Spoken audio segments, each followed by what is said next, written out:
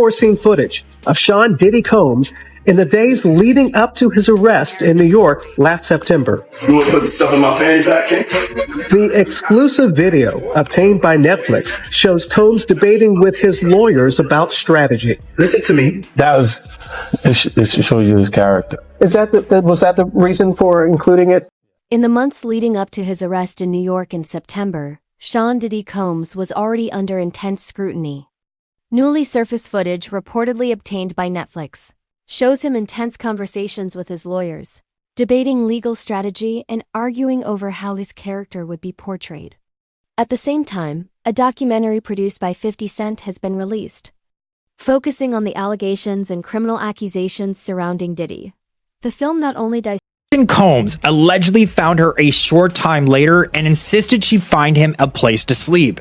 She directed him to the yacht cinema, which was used as an extra sleeping area where he blocked her in, the suit states.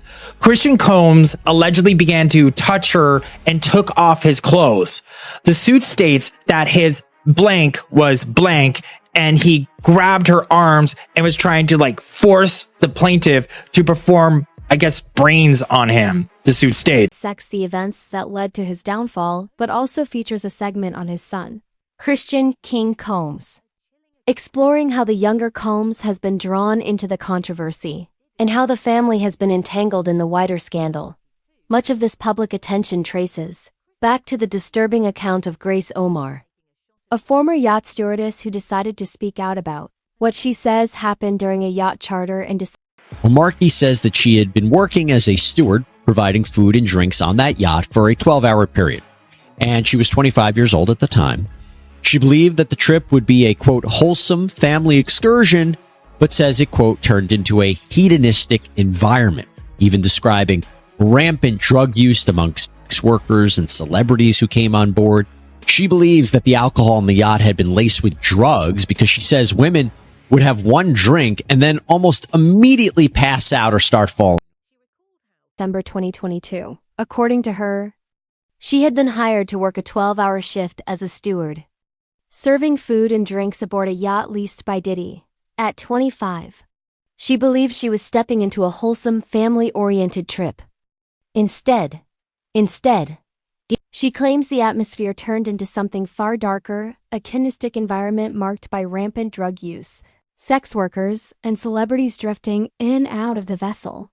She says she soon became convinced that alcohol on board had been laced with drugs because, in her words, women would have a single drink and then almost immediately pass out or begin stumbling. Omar alleges that Christian Combs pressured her. And now we focus on December 28th, 2022. She says that Christian reportedly arrives on that yacht very intoxicated and then pressures her to take shots of tequila. She says that she did, that Christian allegedly tried to get her to drink more, and she tried to get her to drink more in the yacht's makeshift recording studio. And that's important, and I'll explain why in a second. The complaint reads, at this point, defendant C. Combs violently grabbed plaintiff's arm and began hurting her. He pulled plaintiff to the seat beside him and prevented her from getting up. And she says she claims from there, that Christian allegedly kisses her neck and face as he gropes her legs, her breasts, her private areas. And according to her, she reportedly tells Christian, quote, excuse me, you don't touch my legs like that. I'll move my legs where I want to. If I want to do this, then I will. You don't touch my legs like that. Now, remember where I said this was happening, this recording studio? Well, the alleged assault was reportedly witnessed by Rodney Lil Rod Jones. This is a music producer who had apparently accompanied Combs basically everywhere for a year while they were working on Combs' latest album, Love Off the Grid. And we remember that Rodney Jones has filed his own separate lawsuit against Sean Combs and others. And he was saying that he was in this recording studio when this was going on, when Christian and Markey were there. And he might even have some audio that was recorded of this interaction. To take a shot of tequila. Christian just saw tequila, a drink she later grew suspicious of, believing it may have contained a dangerous substance. Almost immediately after consuming it, she recalls feeling as if everything was spiraling out of control. According to her civil complaint, Christian became physically aggressive, grabbing her arm, pulling her down beside him, and prevent. But Christian ends up finding her and wants her to find him a place to sleep for the night in the yacht. So she takes him to the cinema room of the yacht. And that is when she claims Christian stopped her from leaving, groped her, took off all of his clothes, and tried to force her to perform oral sex on him. Now, she says she was allegedly able to fight him off. Someone walks into the room, and then she was able to leave. And she said when she reported this to the captain, according to her, the captain berates her. And she alleges that the captain may have even been paid off by Sean Combs to keep quiet about what happened. And I will tell you what's really interesting about this complaint. Embedded in the complaint are photographs that purport to be Omarki's arms with bruises on them. And that is really interesting. You don't usually see that in a complaint like this. Now, she's not only suing Christian Combs, like I mentioned before, for all those different causes of action, but she is also suing Sean Combs too. You see, Sean Combs is named as a defendant because she accuses him of aiding and abetting Christian's behavior, as well as having premises liability because he was the leaseholder of the yacht. Premises liability means that you have a duty to keep people on your property safe from injuries. Preventing her from leaving. She says he began touching her without consent, kissing her neck and face, groping her legs, breasts, and private areas while she repeatedly protested and tried to assert her boundaries, telling him he had no right to touch her and that she would decide what to do with her own body. These alleged actions, Omar says, took place in a makeshift recording studio on the yacht. We're all about, oh, Diddy's turning gray behind bars. Who gives a flying fig about his hair? I don't care. I want this to be about the victims. That's what I want. That's how I perceive it. And I have dealt with so many victims. I've had victims that could never have a romantic relationship with a man after that. That feeling of helplessness. You can't fight back. And you just, then after, people may not believe you. If you're lucky enough to have children, it affects how you raise them. You know, like my fiance was murdered shortly before our wedding. You think I don't know where my children are right now? You don't think I'll look at Life 360 50 times a day? When my husband leaves to go out of town, I'm like, well, he could die. An important detail because she claims there was at least one witness, Rodney Lil Rod Jones, a music producer who had reportedly been working closely with Combs on his album Love Off the Grid. Jones has since filed his own lawsuit against Sean Combs and others. And Omar's complaint suggests he may even have audio recordings of what happened that night. This connection strengthens her belief that there is evidence to support her account and that others knew more than they initially let on. The situation, as Omar describes it, only escalated from there. She alleges that later that night Christian, heavily. The defense, meanwhile, argued the women were willing participants in fulfilling Combs' sexual desires and that all the encounters we heard about in this trial were consensual.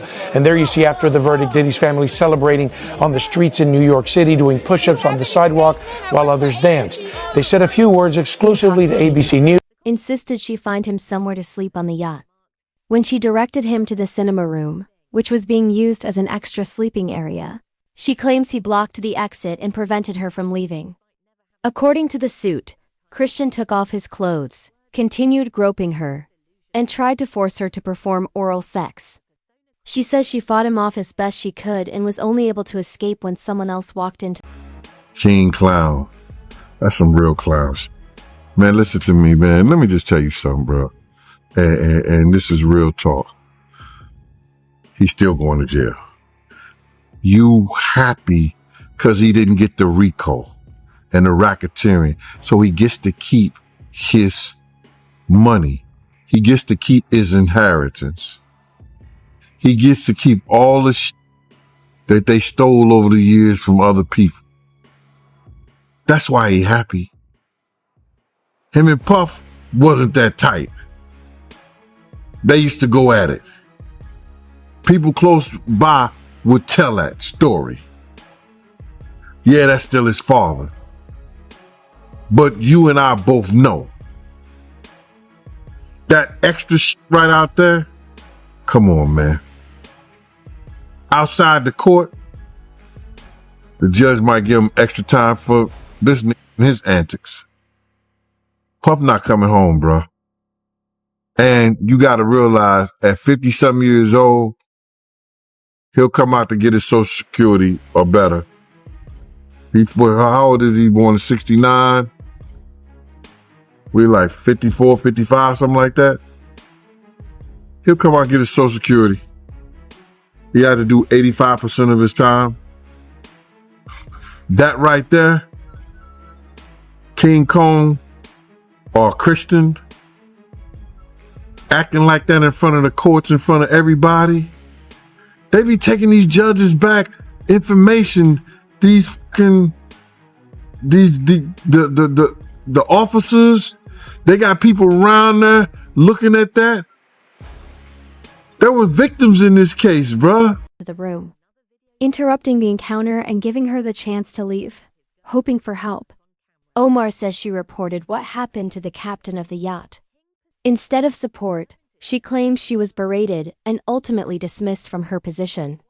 In her view, the captain's reaction and the fact that she was pushed out rather than protected is evidence that those in charge were more interested in preserving Diddy's image than seeking the truth.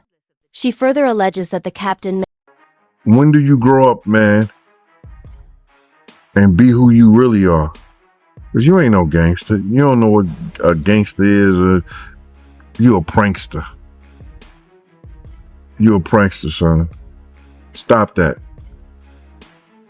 I think when the people heard the mixtape and they called him out on it, and they was checking him and they was trying to check him, but they lost, bruh. They don't have no guidance.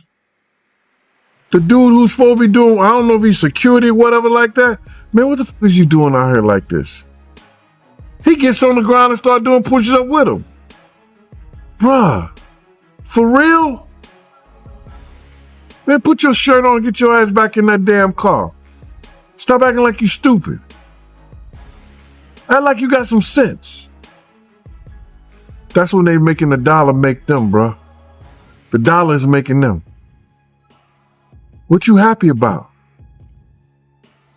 You gotta realize they know his daddy's still going to jail.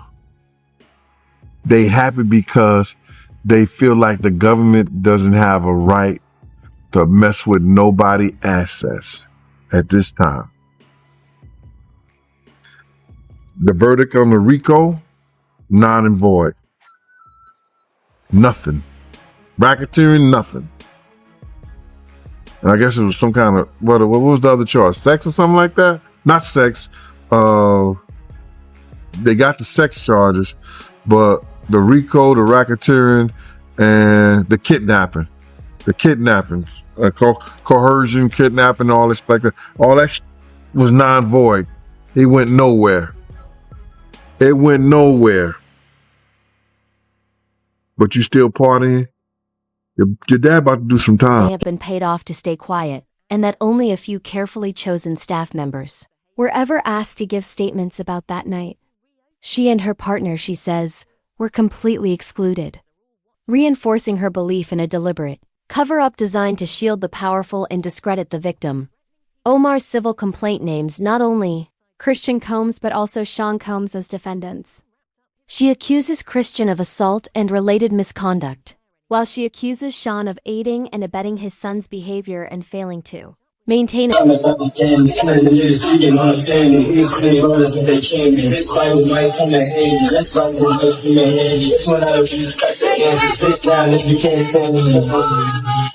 They wanna stop the kid from playing me. They don't understand, but they scared me. Tell them to me crazy.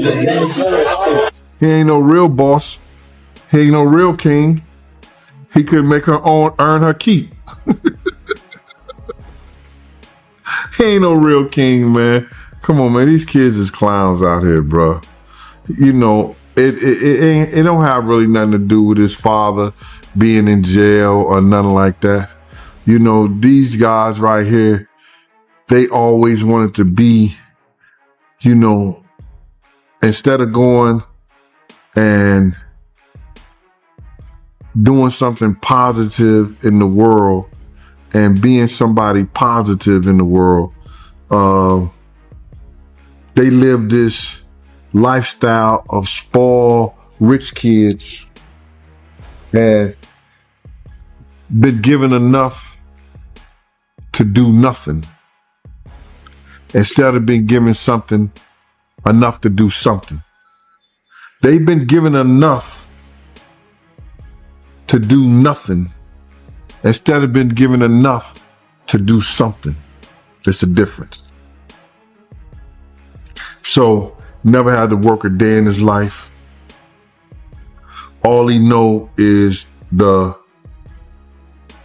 hip hop scene. A safe environment as the leaseholder Want to of be the something yacht. that he's not. The claim of premises liability in particular rests on the argument that Sean had a duty to keep people on his property reasonably safe from harm.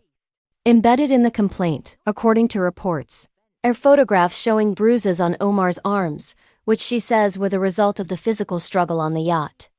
The inclusion of such images in a legal filing is notable and underscores the seriousness with which her attorneys are presenting the case. For people who have worked closely with Diddy, Anything for attention, and if they want to make you believe that they happy, they want to fool you to believe that they happy, bruh. He's an attention seeker.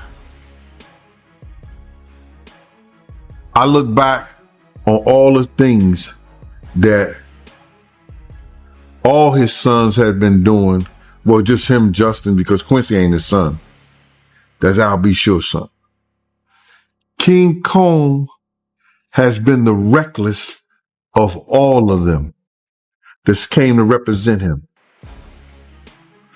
Did some mixtape with Kanye West, dissing the witnesses, threatening them with a rifle outside the courtroom with his shirt off, doing jumping jacks, screaming victory and all that. Talking about they going on tour, the reunion tour, whatever. Then having his girl twerk or trying to get his girl to twerk or whatever like that. in the past, the allegations and the unfolding legal battles have stirred anger, disappointment, and a sense of grim inevitability. Gene Deal, a former associate of Diddy's, has been especially vocal. He has repeatedly emphasized that the focus should remain on the alleged victims rather than on Diddy's appearance, health, or aging behind bars.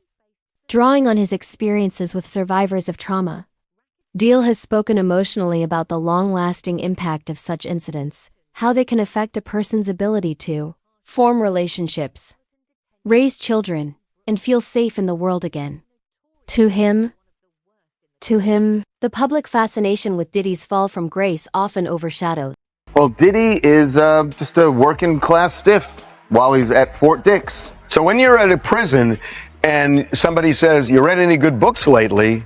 Diddy is the answer. He's the guy to go to because we got video of him at Fort Dix reporting for work in the library where he is making recommendations and handing out different movies and books for his fellow inmates. I'm really fascinated just by the library But itself. you're seeing him here. This is him reporting to work, taking off his jacket, taking off his scarf, and settling in for a day on the job. It looks like a public school library. Yeah. It's This was the chapel, and this is the media library in the chapel, which is where Diddy's currently working.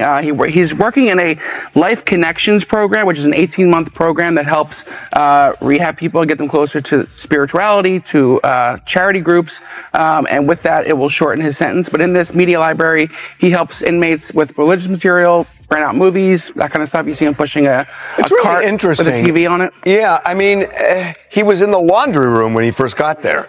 Yeah, this got to be his first This assignment. got to be a promotion. Yeah, it feels like a promotion. It feels like maybe he tried the lunchroom and put in a request for something different. Yeah, it does believe it does sound like he used maybe possibly some connections to get a better job.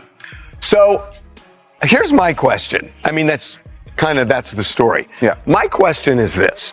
So Diddy had a certain persona before he got in all this trouble. And now he looks very different, very much older. Yes. When he gets out.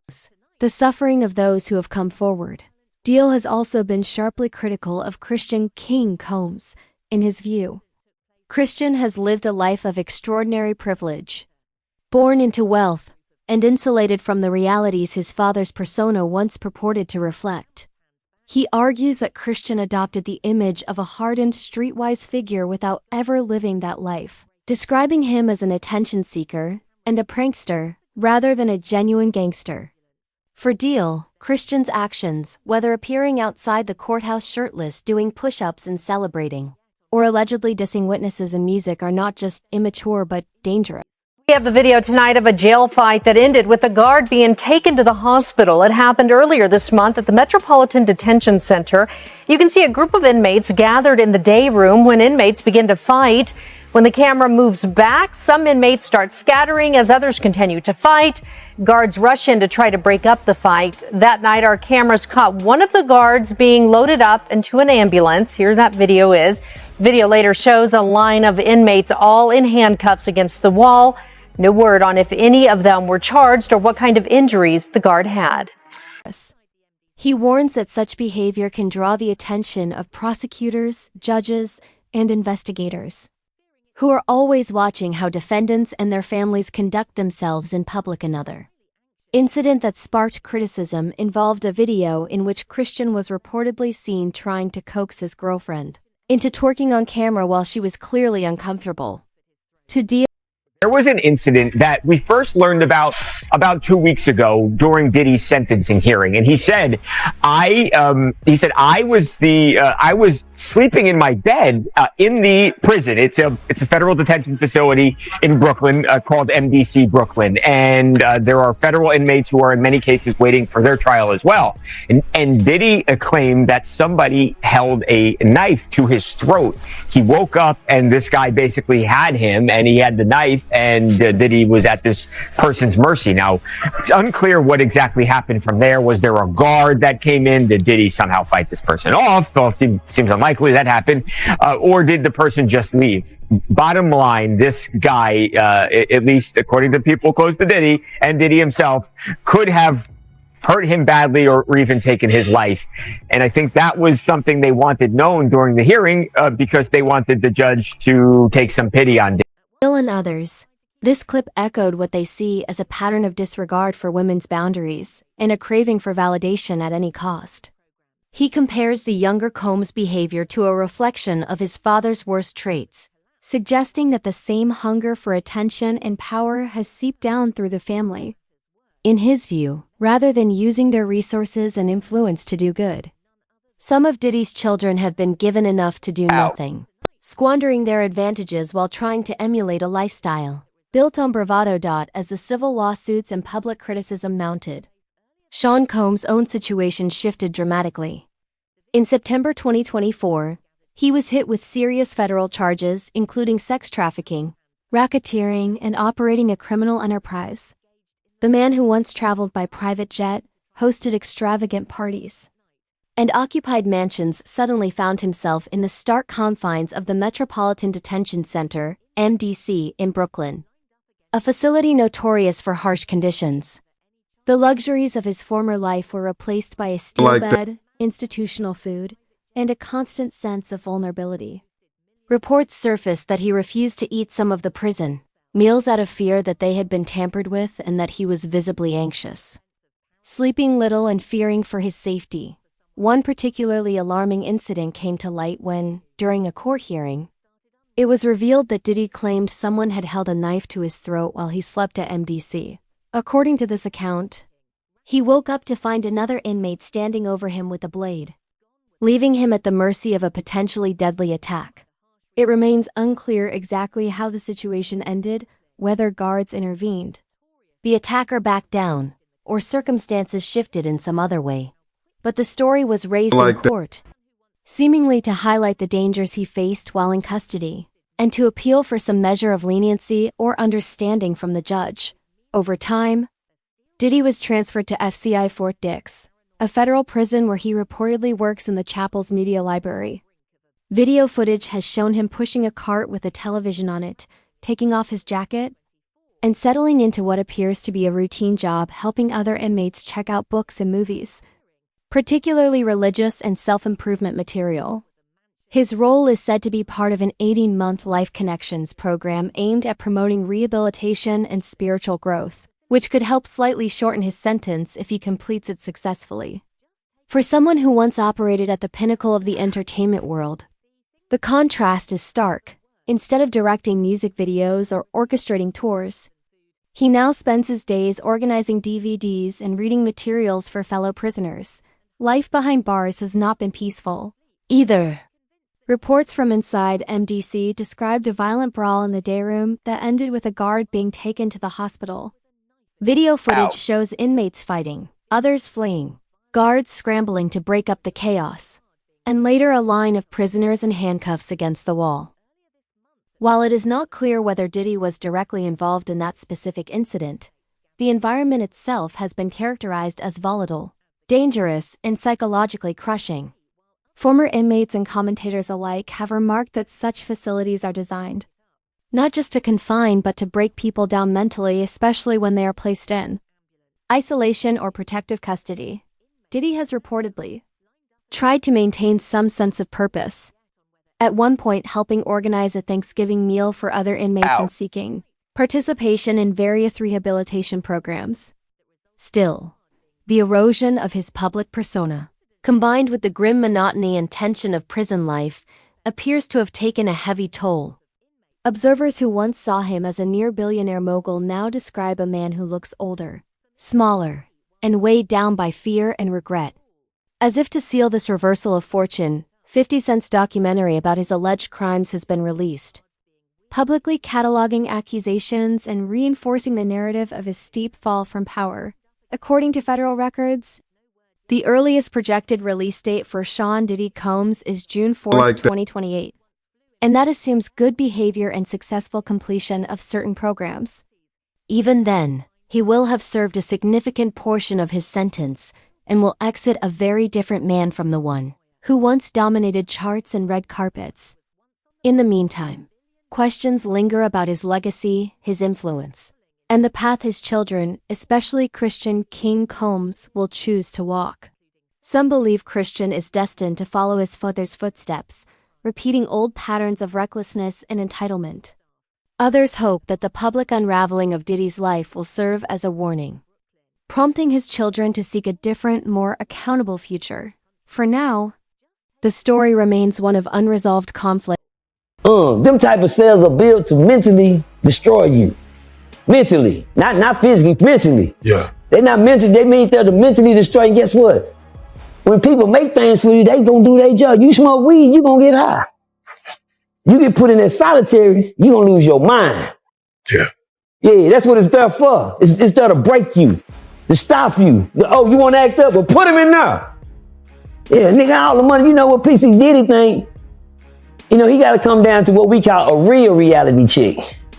You gotta come back down to earth, homie. You never left. You just been so high up there, you thought you was in heaven. But that's below earth. I'm in prison like hell, though. Like, shit. It's just one step away. Yeah. Mama said you either dead or in the grave.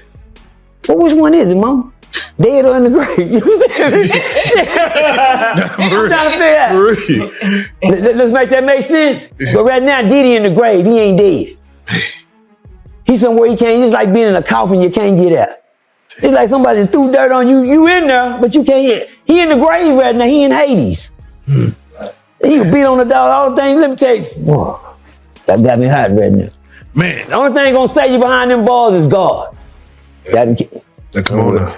Don't worry, thing. I said it again. Not the guards. You can call for the rank. You can call lieutenant. You call the sergeant. Guards! God, you calling the wrong one.